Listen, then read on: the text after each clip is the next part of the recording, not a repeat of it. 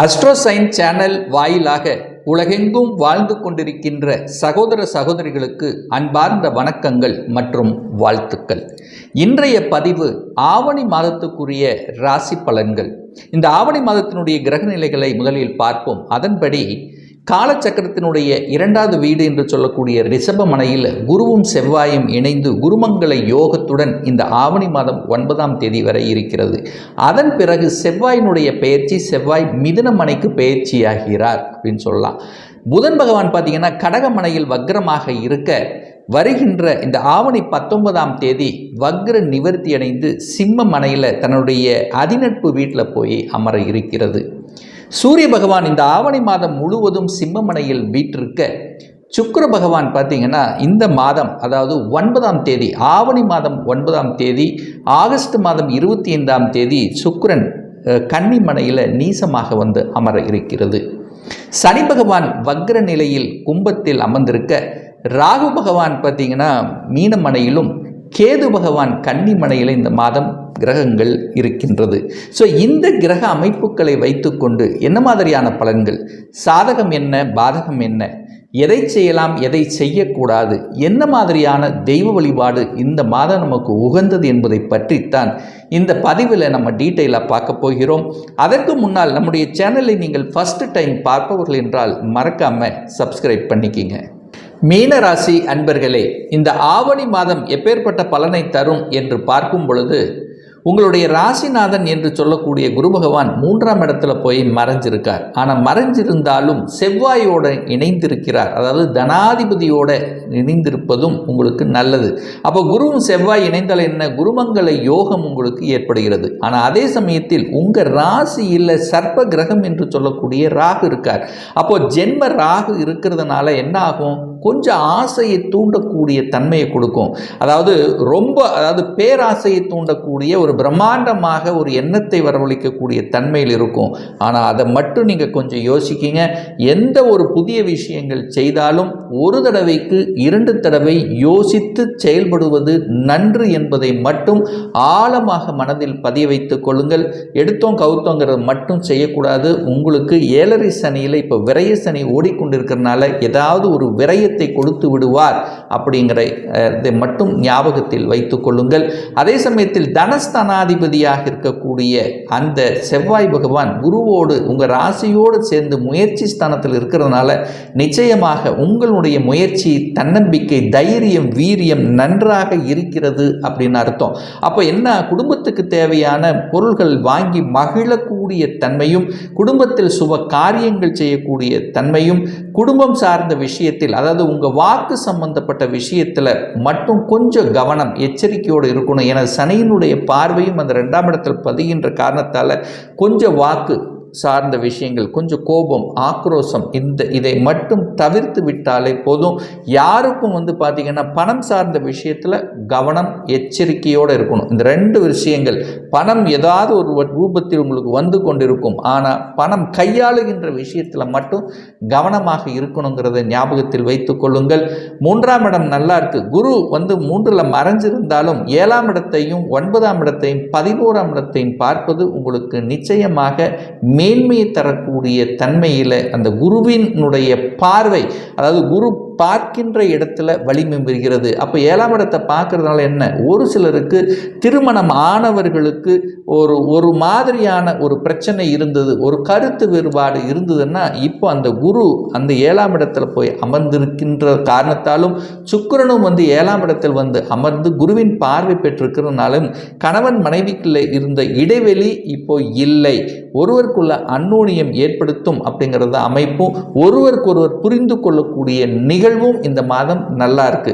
ஒரு சிலருக்கு பார்த்தீங்கன்னா சுகஸ்தானத்தை பெருக்கிக் கொள்ளக்கூடிய ஆர்வம் இருக்கிறது. ஒரு வீடு, வண்டி, வாகனம் வாங்கக்கூடிய யோகம் இருக்கான்னு கேட்டிங்கன்னா நிச்சயமாக இருக்கிறது அப்படின்னு சொல்லுவேன்.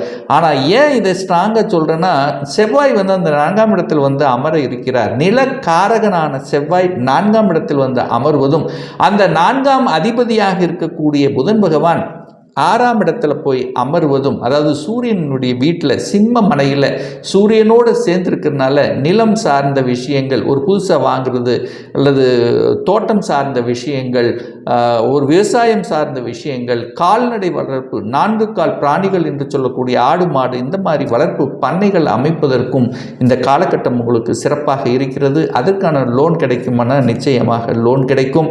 7ஆம் இடத்துல கேது இருக்கின்ற காரணத்தால் நல்ல ஞானம், அதாவது 7ஆம் இடத்தில் ராகு இருந்தால் தான் கொஞ்சம் பிரச்சனை கொடுப்பார். கேது இருக்கும்போது பெரிய பாதிப்பை ஒன்றும் ஏற்படுத்த போவதில்லை. அதுவும் குருவின் பார்வையில் இருக்கக்கூடிய கேது. அப்போது என்ன, ஒரு கூட்டு தொழில் சார்ந்த விஷயங்கள், இனிமேல் நம்ம ஒரு கூட்டு தொழில் செய்யணும் அப்படிங்கிற எண்ணம், சொந்த தொழில் செய்யணுங்கிற எண்ணம் வருகிறதுன்னா கொஞ்சம் யோசித்து பார்க்கணும் அப்படிங்கிறத ஞாபகத்தை வச்சுங்க. இப்போ விரயசனி இருக்கிறது. இனி அடுத்த வருடத்தில் ஜென்மசனி வருகின்ற காரணத்தால் ஏதாவது ஒரு மனக்குழப்பத்தை ஏற்படுத்தி ஏதாவது ஒரு வகையில் சிக்கலை உருவாக்கிவிடும் என்பதையும் ஞாபகத்தில் வைத்துக் கொள்ளுங்கள். அதே சமயத்தில் தன்னுடைய அறிவையும் புத்தி வைத்து செய்யக்கூடிய அனைத்து விதமான தொழில்களை செய்து கொள்ளலாம். அதாவது தன்னுடைய அறிவு புத்தி வச்சு செய்யக்கூடிய கன்சல்டன்சி, தரகு, கமிஷன், மார்க்கெட்டிங், இந்த மாதிரியான விஷயத்துக்குள்ளே போய்க்கலாம். ஆனால் பணத்தை மூலதனமாக போட்டு ஒரு ப்ராடக்ட் மேனுஃபேக்சரிங் பண்ணி விற்பது என்பது சரிப்பட்டு வராது. அது உங்களுடைய தசாபுத்தியினுடைய அடிப்படையில் கொஞ்சம் பார்த்து செய்யணும். ஏன்னா அவசரப்பட்டு செய்யக்கூடாதுங்கிறத ஞாபகத்தில் வைத்துக் கொள்ளுங்கள். 9ஆம் இடத்தை குரு பார்க்கறதுனால உங்களுக்கு பாக்கியம் கிடைக்க போகிறது. என்ன பாக்கியம் கிடைக்க போகிறது? குழந்தை பாக்கியம் இல்லாத தம்பதிகளுக்கு குழந்தை பாக்கியம் கிடைக்கக்கூடிய ஒரு நிகழ்வு என்பது இந்த காலகட்டம் உங்களுக்கு சிறப்பாக இருக்கிறது. ஏன்னா பாக்யாதிபதியாக இருக்கக்கூடிய செவ்வாய் குருவோடு சேர்ந்து குருமங்கள யோகத்துடன் செவ்வாய் பகவான் அந்த 9ஆம் இடத்து அதிபதி வலுப்பெற்றிருக்கின்ற காரணத்தால் நல்ல பாக்கியம் கிடைக்கக்கூடிய, குழந்தை பாக்கியம் கிடைக்கக்கூடிய, குழந்தைகளால் மகிழ்ச்சி, குழந்தை சார்ந்த விஷயத்தில் இருந்து வந்த கஷ்டங்கள் விலகக்கூடிய தன்மை, குழந்தைகள் நல்ல படிப்பு படிக்கக்கூடிய வாய்ப்புகள், தான் ஆசைப்பட்ட கோர்ஸ் படிக்கக்கூடிய சந்தர்ப்ப சூழ்நிலைகள், இதெல்லாமே சிறப்பாக இருக்குது. 6ஆம் அதிபதி 6ஆம் இடத்திலேயே ஆட்சி பலம் பெற்று வலிமையாக இருக்கக்கூடிய ஒரு மாதம். அப்போ 6ஆம் அதிபதி வலிமை பெற்றால் என்னாகும்? கடன் அதிகமாகும். அதாவது கடன் அதிகமாவதற்கான வாய்ப்புகள் இருக்கிறது. அப்போ கடன் சார்ந்த விஷயத்தில் கவனமாக இருக்கணும். தன்னுடைய கெப்பாசிட்டிக்கு மேலே கடன் போகக்கூடாதுங்கிறத ஞாபகத்தில் வச்சுக்கணுங்க. ஏன்னா சனியும் அந்த 6ஆம் இடத்தை பார்க்குறார். சூரியன் சனி எரிச்சல் ஊட்டக்கூடிய தன்மை இருக்கிறதுனால கடனில் போய் சிக்கிக்க கூடாது. எதிர்ப்புங்கிறது நிச்சயமாக இருக்கும். உங்களுக்கு ஏதாவது எதிர்ப்புகள் வருது அப்படின்னா அதை விலகி கொண்டு செல்வது நல்லதுங்கிறத ஞாபகத்தில் வைத்துக் கொள்ளுங்கள். அதே சமயத்தில் சூரியன் 6ஆம் இடத்தில் இருக்கிறனால உஷ்ணம் சம்பந்தப்பட்ட, ஒரு சிலருக்கு உஷ்ணம் சம்பந்தப்பட்ட தொந்தரவுகள். சூரியன் அப்படிங்கிறது, அதாவது சூரியனுங்கிறது வெளிச்சத்தை போட்டு கொட்டக்கூடிய தன்மை அல்லவா. ஒரு சிலர் தன்னுடைய உடம்பு சார்ந்த விஷயத்தில், ஜுரம் சார்ந்த விஷயங்கள், காய்ச்சல் சம்பந்தப்பட்ட விஷயங்கள், எலும்பு சம்பந்தப்பட்ட விஷயத்தில் கொஞ்சம் கவனம் எச்சரிக்கையோடு இருக்கிறது நல்லதுங்கிறது ஞாபகத்தில் வைத்துக் கொள்ளுங்கள். என சனி சூரியன் பார்த்து எரிச்சல் ஊட்டக்கூடிய ஒரு மாதமாக இருக்கின்ற காரணத்தால் நீங்கள் கொஞ்சம், அதாவது உடல்நலம் சார்ந்த விஷயத்தில் மட்டும் கொஞ்சம் கவனம். அதாவது கடன், நோய் எதிர்ப்பு, பகை, வம்பு, வழக்கு, இந்த மாதிரியான விஷயங்களுக்கு போகக்கூடாது அப்படிங்கிறத ஸ்ட்ராங்காக மனதில் பதிய வைத்துக் கொள்ளுங்கள். வேலை சார்ந்த விஷயத்தில் மட்டும் கொஞ்சம் கோபப்பட்டு ஆக்ரோஷப்பட்டு வேலையை விட்டுவிடக்கூடாது. அப்படியும் மாறணும் அப்படின்னு நீங்கள் ஆசைப்பட்டுட்டீங்க அப்படின்னா இன்னொரு வேலையை அமைத்து கொண்டு தான் மாறணுங்கிறதுல ஸ்ட்ராங்காக மனதில் பதிய வைத்துக் கொள்ளுங்கள். 11ஆம் இடத்தை குரு பார்க்குறார். அப்போ 11ஆம் அதிபதி தனக்கு 12ஆம் இடத்தில் இருக்கிறதுனால வரவும் வரும், அதற்கு தகுந்த மாதிரி செலவுகளும் வரும். அப்போ சுப செலவுகளை செய்து கொள்வது புத்திசாலித்தனம் என்பதை ஆழமாக மனதில் பதிய வைத்துக் கொள்ளுங்கள். 8ஆம் அதிபதியாக இருக்கக்கூடிய அந்த சுக்கிரன் பார்த்தீங்கன்னா இந்த மாதம் நீச்சமாக அமைய போகிறார். நீச்சம் ஆக இருக்க போகிறது. 8ஆம் அதிபதி நீச்சம். ஆனால் நீச்சம் ஆனாலும் குருவினுடைய பார்வை பெறும்போது அப்படி ஒன்றும் பெரிய பாதிப்பை ஏற்படுத்த போவது இல்லை. ஆனால் என்ன, மூன்றாம் அதிபதி நீச்சமாக இருக்கிறதுனால என்ன, கொஞ்சம் தைரிய வீரியம் இல்லாத தன்மை இருக்கும், கொஞ்சம் ஒரு மந்தத்தன்மை, ஒரு மாதிரியான ஒரு சோம்பல் தன்மை இருக்கக்கூடிய தன்மை, பிரயாணத்தில் பார்த்திங்கன்னா கொஞ்சம் அலைச்சல் திருச்சல்கள் அதிகமாக இருக்கக்கூடிய தன்மை, டாக்குமெண்ட் சார்ந்த விஷயத்தில் கொஞ்சம் கவனம் எச்சரிக்கையோடு இருக்கணும். எந்த டாக்குமெண்ட்டாக இருந்தாலும், ஒரு இடம் வாங்கினாலும் சரி, ஒரு வீடு வாங்கினாலும் அந்த டாக்குமெண்ட் பக்கா இருக்கான் அப்படிங்கிறத நல்ல பார்த்து வாங்கணும். இல்லைன்னா ஏதாவது ஒரு பிரச்சனை ஏற்படுத்தி அதன் மூலமாக ஒரு மன அழுத்தம், ப்ரெஷரை கொடுக்கக்கூடிய தன்மையை உருவாக்கிவிடும்.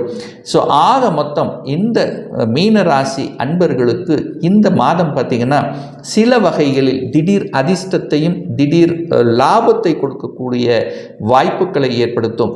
திடீர் ஒரு சிலருக்கு திடீர் ப்ரொமோஷன் கிடைக்கக்கூடிய வாய்ப்புகள், திடீர் இடமாற்றம் நடக்கக்கூடிய வாய்ப்புகள், சூரியன் ஆட்சி பலத்தோடு இருக்கின்ற காரணத்தால் அதிகாரம் சார்ந்த விஷயங்கள், தந்தை சார்ந்த விஷயத்தில் நற்பலன்கள் கிடைக்கக்கூடிய தன்மை, அரசாங்க எக்ஸாம் எழுதணுங்கிற இந்த எண்ணம் உருவாகக்கூடிய தன்மை. ஸோ இது எல்லாமே உங்களுக்கு சிறப்பாக இருக்க போகிறது. ஸோ இந்த மாதம் ஒரு நல்ல தெய்வ வழிபாடு அப்படின்னு எடுத்துக்கொண்டால் இந்த ஆவணி மாதம் 11ஆம் தேதி, அதாவது 27/8/2024 அன்று சனி பகவானுடைய ஜெயந்தி வரை இருக்கிறது. அதாவது ஜெயந்தி அப்படின்னா பிறந்த நாள். அந்த சனி பகவான் பிறந்த நாள் செவ்வாய்க்கிழமை வருகிறது அல்லவா? ஸோ அன்றைய தினம் யாருக்கெல்லாம் இந்த மீனராசி என்பவர்களுக்கு சனி திசை அல்லது சனி புத்தி நடக்கிறதோ, அல்லது தொழில் சார்ந்த விஷயத்தில் ஏதாவது பிரச்சனையாக இருக்கின்றதோ, அல்லது கடன் சார்ந்த விஷயங்கள் அல்லது உடல்நலம் சம்பந்தப்பட்ட விஷயத்தில் பிரச்சனை இருக்கிறதோ, அவர்கள் எல்லாம் அன்றைய நாள் சனி பகவானை சென்று வழிபடுவது அல்லது ஆஞ்சநேயரை வழிபடுவது மேன்மையை நிச்சயமாக உருவாக்கும். அதே போல ஆவணி மாதம் 20ஆம் தேதி 5/9/2024 அன்று செவ்வாய் பகவானுடைய ஜெயந்தி வருகிறது. அதாவது வியாழக்கிழமை. யாருக்கெல்லாம் செவ்வாய் திசை செவ்வாய் புத்தி நடக்கிறதோ, அல்லது சகோதரர்கள் மூலமாக சின்ன சின்ன கருத்து வேறுபாடுகள் இருக்கிறதோ, நிலம் சார்ந்த விஷயத்தில் பிரச்சனை, இடம் வாங்க முடியல அப்படின்னு நினைத்து கொண்டிருந்தவர்கள், அல்லது பாக பிரச்சனை சம்பந்தப்பட்ட பிரச்சனை இருப்பவர்கள் எல்லாம் அன்றைய நாள் முருகப்பெருமானை சென்று வழிபடுவது உத்தமத்தை ஏற்படுத்தி கொடுக்கும். அதே போல ஆவணி மாதம் 30ஆம் தேதி 15/9/2024 அன்று குரு ஜெயந்தி வருகிறது. அதாவது ஞாயிற்றுக்கிழமை வருகிறது, குரு பகவானுடைய பிறந்த நாள். ஸோ யாருக்கெல்லாம் குரு திசை நடக்கிறதோ, குரு புத்தி நடக்கிறதோ, தனம் சார்ந்த விஷயத்தில் பிரச்சனை ஏற்படுத்தி கொண்டிருக்கிறதோ, அல்லது குழந்தைகளால பிரச்சனை, அல்லது குழந்தைகள் நலத்தில் பிரச்சனை, குழந்தைகளுக்கும் உங்களுக்கும் சில பிரச்சனைகள், அல்லது குழந்தை பிறப்பு சார்ந்த விஷயத்தில் தடைபட்டு கொண்டிருக்கிறதோ, ஸோ இந்த மாதிரி இருக்கின்றவர்களுக்கு அன்றைய தினத்தில் குரு பகவான், நவ கிரகங்கள் இருக்கின்ற குரு பகவான் அல்லது தட்சிணாமூர்த்தியை சென்று வழிபடுவது நிச்சயமாக ஒரு நல்ல மேன்மையை உங்களுக்கு ஏற்படுத்தி கொடுக்கும். இப்போ நான் சொன்னது கோச்சார ரீதியான இந்த ஆவணி மாதத்துக்குரிய ஒரு பொதுவான பலன்கள். இந்த ராசி நட்சத்திரத்தில் பார்த்தீங்கன்னா பல லட்சக்கணக்கான பேர் இருப்பீங்க. எல்லாருக்கும் ஒரே மாதிரி பலன்னா நிச்சயமாக இல்லை. ஏன்னா ஒவ்வொருத்தரும் டிஃப்ரெண்ட், ஒவ்வொருத்தருடைய ஜாதக அமைப்பு வேறுபடும், தசா புத்தியும் வேறுபடும், அதற்கு தகுந்த மாதிரி பலன்கள் வேறுபடும் என்பதையும் நீங்கள் புரிந்து கொள்ள வேண்டும். ஒரு துல்லிய பலன் வேணும் அப்படின்னா உங்கள் ஜாதகத்தில் கிரகங்கள் எப்படி இருக்கிறது, என்ன ஆதிபத்தியத்தில் இருக்கிறது, எத்தனை டிகிரியில் இருக்கார், இப்போ நடப்பு தசா புத்தி அந்தரம் சூட்சுமம் இவைகளை பார்த்து கொண்டு நீங்கள் கேட்கக்கூடிய எந்த கேள்வியாக இருந்தாலும் சரி, இந்த வருடத்தில் சொந்த தொழில் செய்வதற்கான விதி கொடுப்பினை நம்முடைய ஜாதகத்தில் இருக்கிறதா, அப்படி இருக்கக்கூடிய பட்சத்தில் எந்த தொழிலை நம்ம செய்யலாம், திருமணம் தடைபட்டு கொண்டிருக்கிறது, எப்போதான் நமக்கு திருமணம் நடக்கும், என்ன கோர்ஸ் எடுத்து படித்தால் நமக்கு நல்லவைகள் நடக்கும், எப்போதான் நமக்கு ப்ரமோஷன் கிடைக்கும், எப்போதான் குழந்தை பாக்கியம் கிடைக்கும், எப்போ நாம் வீடு கட்டக்கூடிய யோகம் இருக்கிறது, இது போன்ற கேள்விகளுக்கு துல்லிய பலனை நம்மால் கூற முடியும். ஒரு சுய ஜாதகம் பார்க்கணும், ஒரு பர்சனல் கன்சல்டேஷன் எடுத்துக்கணும் என்று விருப்பப்படக்கூடிய அன்பர்கள் டிஸ்பிளே தெரியக்கூடிய நம்பருக்கு வாட்ஸ்அப் மூலியமாகவோ ஃபோன் கால் மூலியமாகவோ தொடர்பு கொண்டு அப்பாயின்மெண்ட் பெற்றுக்கொண்டு கன்சல்டேஷன் எடுத்துக்கலாம். நம்ம சேனலை ஃபர்ஸ்ட் டைம் நீங்கள் பார்ப்பவர்கள் என்றால் மறக்காம சப்ஸ்கிரைப் பண்ணிக்கிங்க. பக்கத்தில் இருக்கின்ற பெல் பட்டன் மற்றும் ஆல் நோட்டிஃபிகேஷனை கிளிக் பண்ணும்போது நான் போடக்கூடிய அடுத்தடுத்த பதிவுகள் உங்களுடைய நோட்டிஃபிகேஷனில் வந்து சேரும். இந்த ராசி நட்சத்திர நேயர்கள் அனைவரும் வாழ்க வளர்க வளம் பெறுக என்று எனது வாழ்த்தினை தெரிவித்துக் கொண்டு விடைபெறுகிறேன். நன்றி, வணக்கம், வாழ்த்துக்கள்.